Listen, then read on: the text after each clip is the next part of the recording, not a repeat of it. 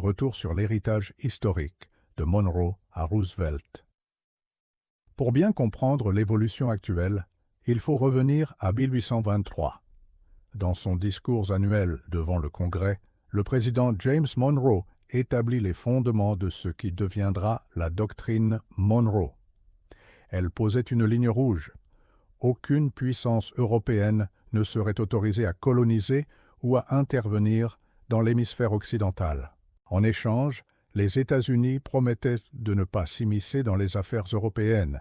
Bien que présentée comme une mesure défensive, cette doctrine devint rapidement l'outil d'une politique que les historiens appelleront plus tard l'isolationnisme expansionniste, un pays qui se ferme au monde tout en étendant son influence sur son propre continent.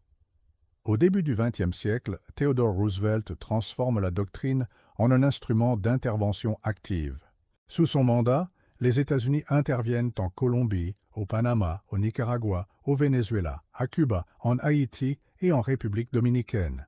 Le bassin des Caraïbes se transforme en théâtre permanent d'opérations militaires destinées à sécuriser les intérêts économiques américains dans des secteurs stratégiques comme le sucre, le café, la banane et le pétrole. Rien que durant la première moitié du XXe siècle, plus de 20 interventions directes sont recensées.